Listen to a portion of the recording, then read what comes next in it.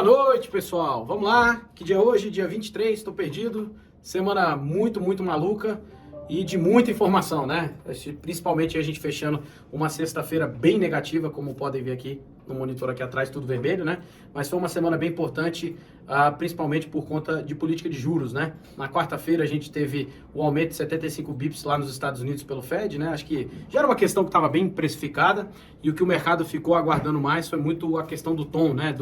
De como o Jay Powell ia falar daqui para frente, né? E foi um tom mais duro, ele reforçou o compromisso aí em trazer a inflação dos Estados Unidos para 2%, lembrando que hoje está na casa de 8,4%, então assim, é um trabalho assim, bem duro pela frente, né? As empresas, por exemplo, já começam cada vez mais a anunciar pacotes de demissão para se preparar para uma recessão mais severa, né? E, consequentemente, os mercados acabam seguindo essa tendência numa versão a risco muito grande e tentando precificar aí esse cenário mais negativo, né? Aqui no Brasil a gente teve a taxa de juros mantida, né? E um tom também um pouco mais duro referente à taxa. O próprio Banco Central deixou claro que possivelmente, dependendo de como andar, pode ainda ter uma taxa mais elevada, né? Precisa olhar porque as condições atuais agora, principalmente com uma taxa terminal de juros lá nos Estados Unidos um pouco mais elevada do que a gente imaginava, que estava na casa dos 4,5, pode chegar um pouco mais, isso tende a ter uma valorização do dólar frente às principais moedas, né? Então foi uma semana assim muito negativa para os mercados em gerais. Eu vou falar até sobre a sexta-feira, que foi um dia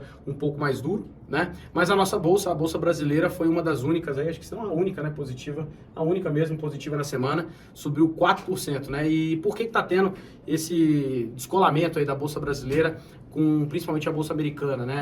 Acho que a gente começa a ver com essa crise toda que a gente está vendo em países desenvolvidos, pressão inflacionária, juros mais elevados, né?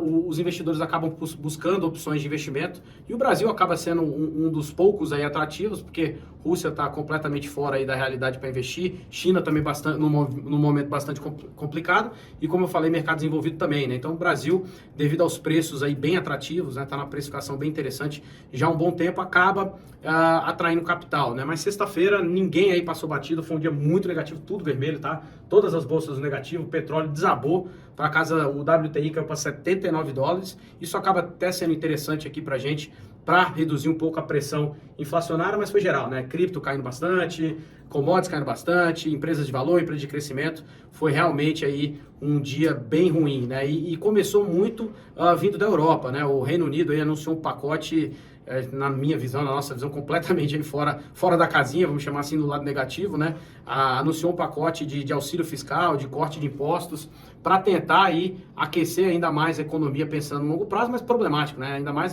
o Reino Unido, que está com uma inflação superior a 10%, não à toa a Libra desabou hoje, e alguns especialistas aí já acreditando que se o Reino Unido mantiver essa política, não duvidam nada da Libra cair abaixo do dólar, o que seria, assim, realmente um movimento muito brusco, né? Então, bem ruim esse movimento por lá, né? Não é hora de aquecer a economia, muito pelo contrário, né? O câmbio, uma loucura, de novo, venho falando isso sempre.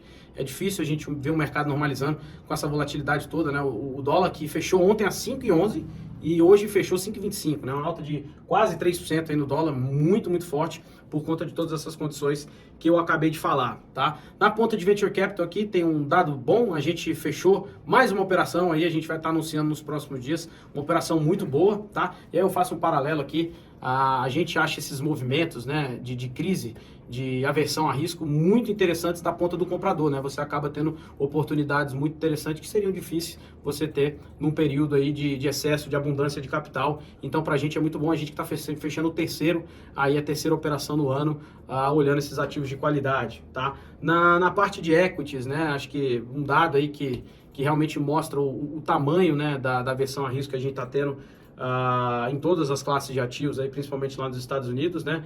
Isso é um dado do Financial Times, né? Pegando empresas de tecnologia, já passa de 240 dias que não tem nenhum IPO de empresas de tecnologia nos Estados Unidos. Isso, inclusive, bateu o recorde de 2000 e 2008, que foram os períodos aí que ficaram mais tempo sem IPO, né? Então, a aversão a risco completa. Acho que a única diferença aí que a gente tem quando a gente compara com essas crises é que hoje a gente tem capital, né, circulando, as empresas, os fundos estão bem capitalizados, só que atento a essa questão de inflação, né? Do lado de cripto, o Bitcoin aí que começou a semana na casa dos 19 mil, já baixou, já está na casa dos 18, né? E como eu falei, né, cripto no geral acaba sendo aí um beta de Nasdaq quando a gente olha em termos de alocação, e o pessoal acaba fugindo desses ativos mais voláteis, de maior risco, mas de novo, oportunidade para o longo prazo bem interessante, né? Aqui para a gente no Pascal, do lado positivo, a gente teve 2 casos positivos só na semana, né? 3R aí subiu mais de 3%, tá muito descontado ainda na nossa visão.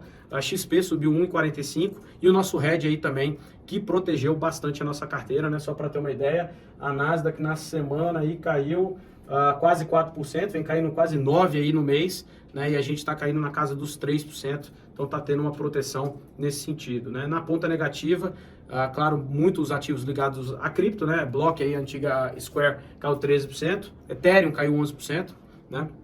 E a Unity de novo aí também caiu 9%. Tá? E acho que como recado final, não muda muito, né? Acho que é difícil você ver tanta novidade assim durante a semana em termos de alocação, né? O mercado continua bem aí sensível a risco, mas começa assim, novamente a ficar interessante, tomada de risco gradual, tá? Se pegar aí o S&P, a própria Nasdaq, né? Quando a gente faz um paralelo, já está nas mínimas que foram atingidas em junho, tá? Então, assim, os múltiplos começam a ficar bem atrativos quando você olha um espaço de horizonte mais esticado, tá?